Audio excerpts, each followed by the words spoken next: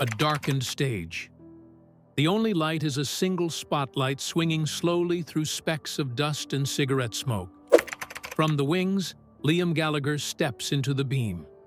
He runs a hand through his shaggy hair, stares out at the empty seats, and for an instant he is just a boy again, peering out from behind the curtains of a cheap Manchester theatre in 1979.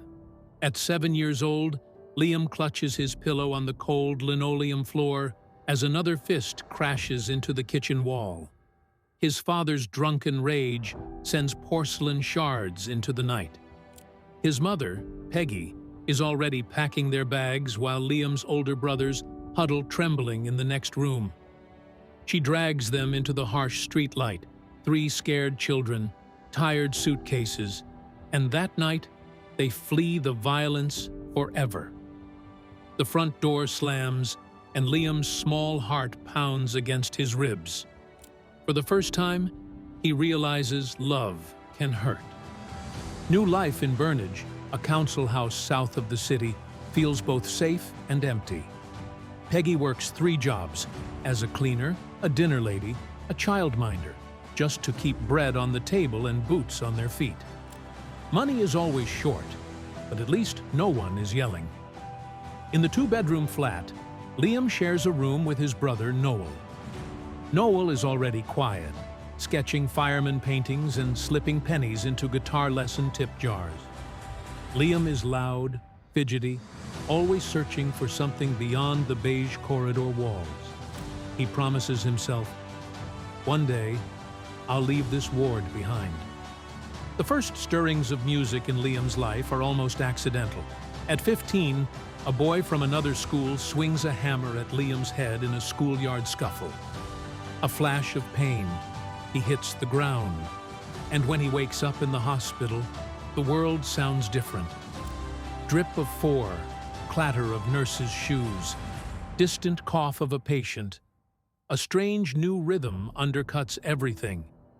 Sometime later, a record needle skips on a vinyl, and instead of annoyance, Liam finds a hidden melody. That hammer blow, he jokes later, unlocked something. Suddenly, he hears music everywhere. John Lennon tunes his guitar upstairs, the hum of the radiator at night, his pulse. A song begins to form in the silence. The noise doesn't scare Liam anymore, it thrills him. He begs Noel to teach him to sing. Noel plugs away on his guitar, patiently showing chords. The brothers quarrel like fire and ice. Noel sees himself in Liam's reckless grin, but also worries about the swagger he wears like armor. Liam idolizes Noel's quiet cleverness and the way music fills their small bedroom with possibility. By 1990, Liam can't get enough of it. And so he does what he's always done when he's restless. He finds other lads who feel the same. In the Burnage Council flat's cramped living room, Liam plops down in front of an amplifier with school friend Paul Giggsy McGuigan on bass and Paul Bonehead Arthurs on guitar. They call themselves The Rain. Tony McCarroll slams the drums. Liam stands at the mic with a cigarette hanging off his lip. They're no great shakes as musicians. Liam can't read music and rarely plays guitar, but he's got an attitude and a tune in his head. After a year of practice gigs around Manchester, The Rain needs a singer. Bonehead remembers that offhand kid with the big voice, Liam. They drag him on stage one Monday night at the boardwalk, pub lights dim and full of sweaty students. The moment Liam shouts into the mic, the room hushes. Something clicks. Noel Gallagher, already working as a roadie for Inspiral Carpets, happened by. He stands in the back and watches in silence as a skinny kid in a parka, cigarette dangling, hoarse-throated and intense, suddenly hits notes he never knew he had. Noel's beat-the-wall hangover fades, and all he sees is raw talent. That night, Noel says he'll join The Rain, but only if he can write all the songs, and they promise to go for it. By the time Liam finally touches his baby boy's cheek again, the child doesn't know his name.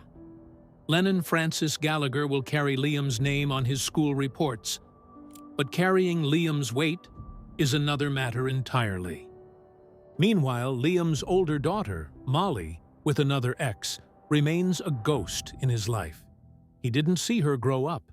He only met the teenager once, years later, and realizes the price of time. Guilt gnaws at him like acid. Every midnight train he did not take, every concert he prioritized over bedtime stories, has debts.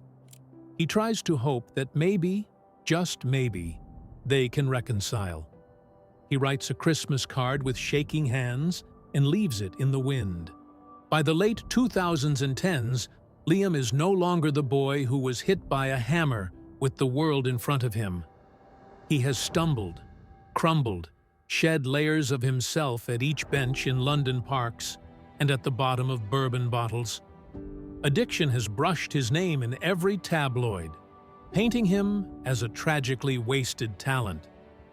Yet ironically, in a quiet moment between takeout coffee and a morning jog, he admits, once only to the mirror, that rock and roll really might have saved his life.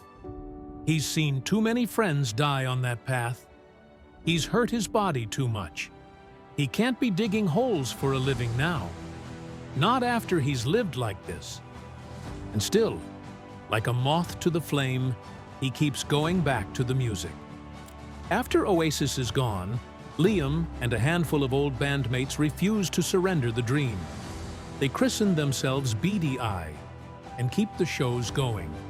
Satellite stages on festival tours in Australia and China, coding their heartbreak into anthems like Different Gear, Still Speeding.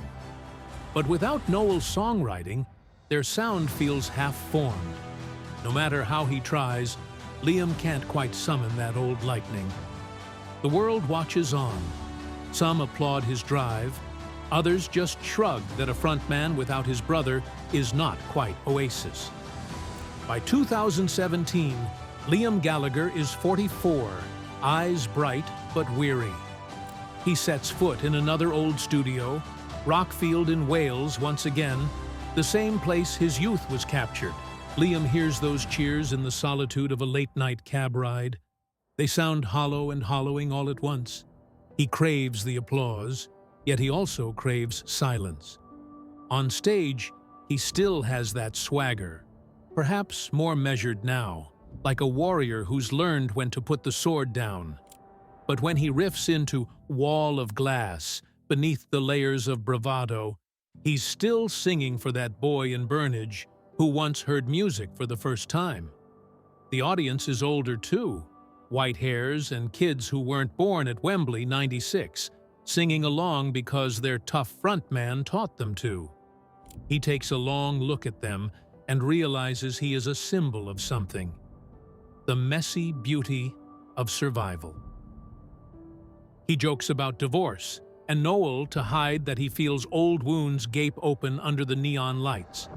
Some nights, after the guitars silence and stagehands pack up the equipment, he lights a cigarette alone backstage and remembers Peggy's tired face pulling him to school after a sleepless night. He thinks of Noel somewhere else, maybe on a plane, pondering the words he'll say in press releases. Liam Gallagher's story has been written in scars and chants alike. He has lived a fairy tale and a tragedy, sometimes in the same breath. Once, at his lowest, he wondered if he'd just turn into another lost soul, a Manchester boy off the rails. Instead, he turned the tracks of his life into songs. Pain becomes poetry in his hands. Every screaming note is catharsis. Every feud a verse in a very long song.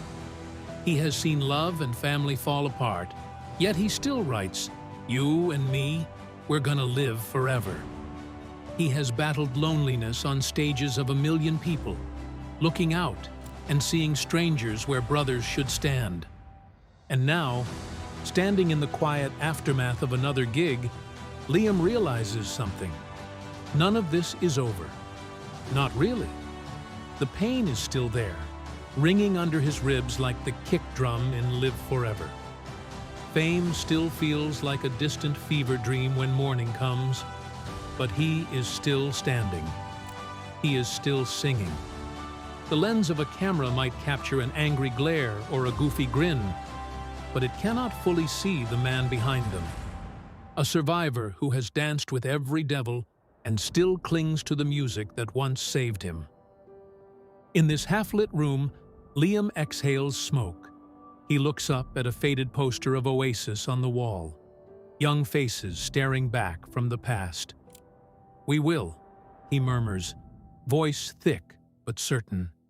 He thinks of the brothers he loves and fights with, of the children he's known and those he's missed, of all the nights and the fights and the fleeting days of glory. And he knows their story is more than a tabloid tale. It's an echo of all our lives, the ache of family ties, the seduction of dreams, the brutality of regret, and above all, the stubborn rhythm of survival. The needle lifts, the auditorium lights come up, and Liam steps into the next verse of his life. In the mirror of his soul, pain and pride dance together, and as the final chorus swells, he belts out one truth. He's still here, still singing, still defying the silence. Thanks for watching. If you enjoyed the video, make sure to leave a like and subscribe with notifications on to never miss a video.